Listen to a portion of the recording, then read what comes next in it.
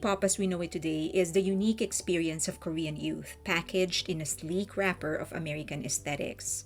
That may sound like a loaded claim, so let me explain.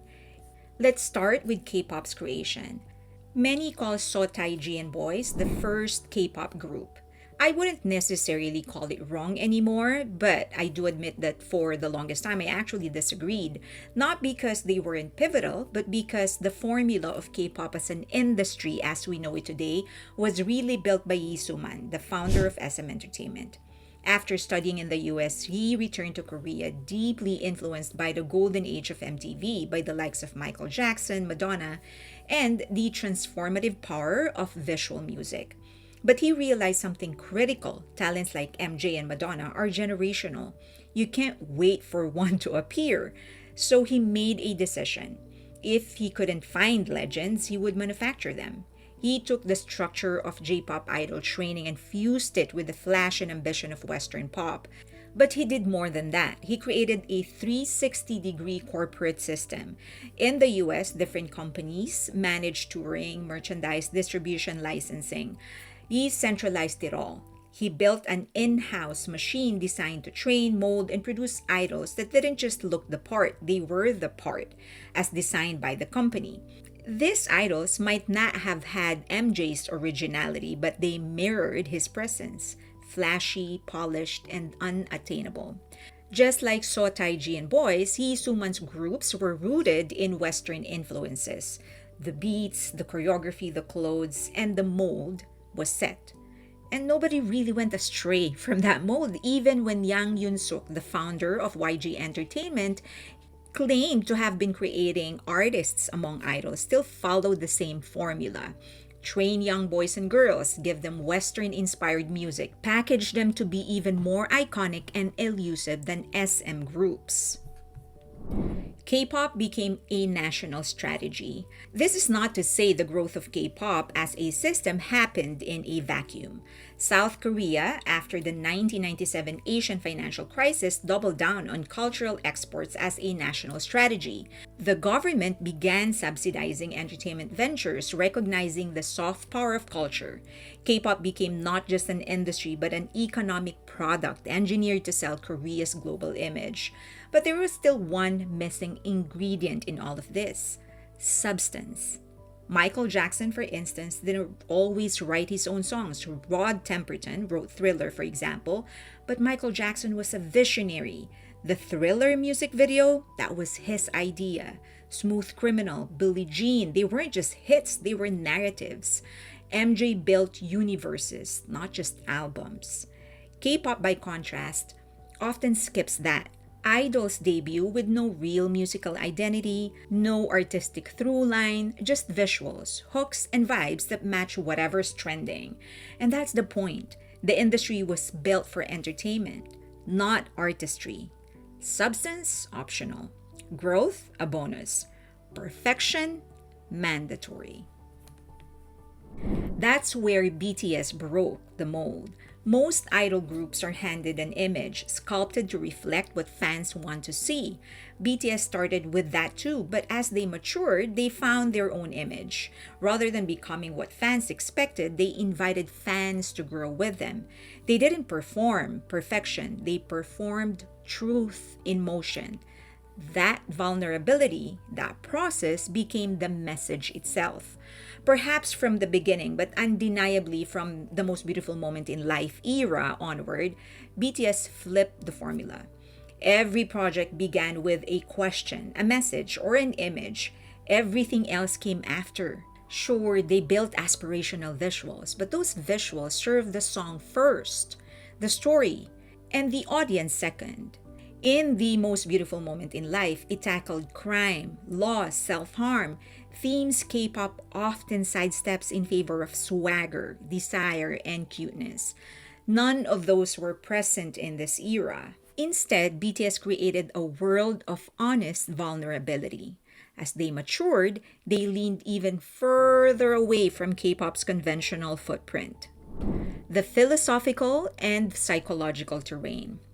When most K-pop lyrics flirt with the universal themes of love or self-confidence or swagger, BTS dared to explore philosophical and psychological terrain. They introduced concepts like persona, shadow, and ego to a young audience without talking down to them. They trusted listeners to follow the complexity, and the trust was rewarded with loyalty. In doing so, they positioned their work not just as entertainment, but as intellectual culture.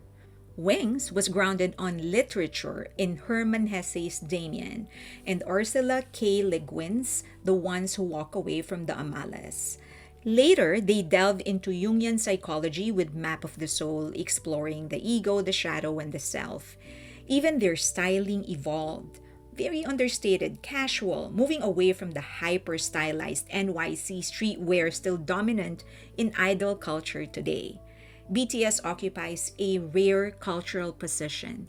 They are culturally Korean, even Asian, but thematically global. While many K-pop acts are exported as Korean cool, BTS blurred boundaries. Their lyrics could resonate with a Korean teenager in Busan and queer youth in Brazil. They never diluted their identity, but their themes transcended geography. This is not just globalization, it's glocalization. The ability to carry your roots while speaking to the world. When Dynamite and Butter came out, many thought BTS was finally breaking into the West, but the truth is, they'd already broken away from K-pop long before. These singles just formalized it. And even in solo projects, each BTS member continues to emphasize narratives and messages. Jin reignited his artistry with clarity and grace. RM created a philosophical mixtape with Indigo and an artistic statement with RPWP. Suga closed the arc of August D with mythic storytelling. J-Hope unleashed chaos and catharsis in Jack in the Box. Jimin explored trauma and dreams through duality in Face. V practically reinvented modern jazz pop in Layover. Jungkook structured Golden like a three-act play, evolving in real time. And it's not just about meaning, it's about translation. They turn themes into sonic and visual experiences that connect. For example, in The Cheetah, Suga built a feudal fantasy with palaces, traditional garb, and old-school gang vibes. It was cinema, not just content. RM's RPWP, that wasn't an album, it was a think piece with a soundtrack. It dared the audience to pause and reflect, not just listen and scroll. Their work isn't just a playlist, it's an alternative universe of message, mood, and meaning. BTS is a mirror, not a mirage. That's why BTS no longer fits the K-pop label. An idol is often a mirage, carefully controlled reflection of a fantasy. But BTS, they acted as mirrors, reflecting humanity's real insecurities, hopes, and transformations. Their success wasn't just in being relatable, but being emotionally precise. In a world where performance is constant on social media, at school, at work, BTS said, let's just examine that performance together. They belong in the category of artists who build experiences, not just songs, who lead with substance, not just style, who aspire to create, not merely perform. And here's the key lesson the industry keeps missing.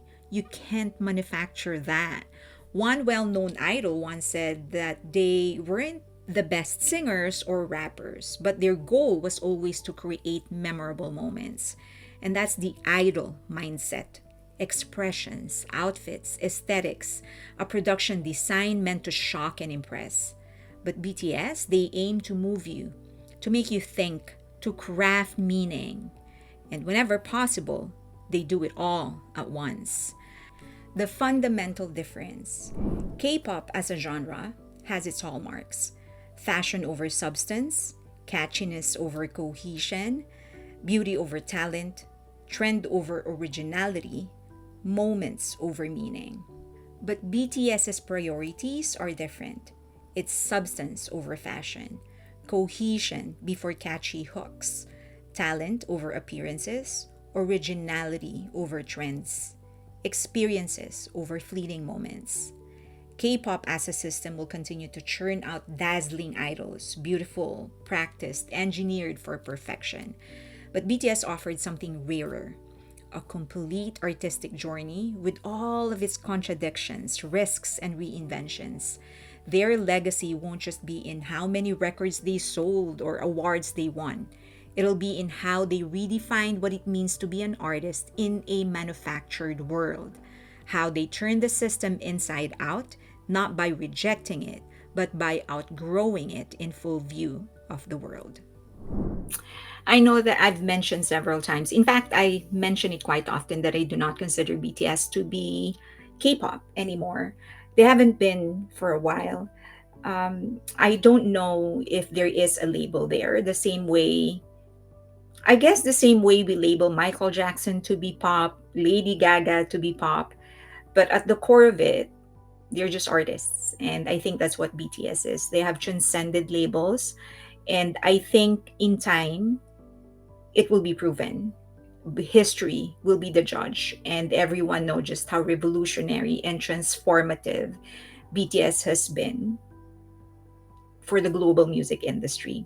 I would love to hear your thoughts, and I definitely think that I should create something with even more depth and even more research, and probably I will in the future. If you want me to do that, let me know. That just really tackles this topic: why, what is K-pop, what it has become, and what is BTS, what is their legacy, what they have become. So if you want me to do that, let me know. Leave them in the comment section. But most importantly, just give me your thoughts. I really am interested in what you think. As always, you can say whatever it is that you want to say. Just please do so respectfully. Also, if you can, please like the video. That really helps a lot. Also, subscribe and hit that notification button. You can choose which topics you'll be notified on, or you can just, better yet, just set your notification to all so that you don't miss a single video. And also, please subscribe and share the video. That's really helping my channel. Also, please follow me on X. All the social media that you're seeing right now on Instagram, and of course on Patreon. We do have a vibrant community there. Please join us for lively discussions, not just about BTS, but art, music, movies, culture, different events, or sometimes we just mess around with each other. All right, see you there. Bye.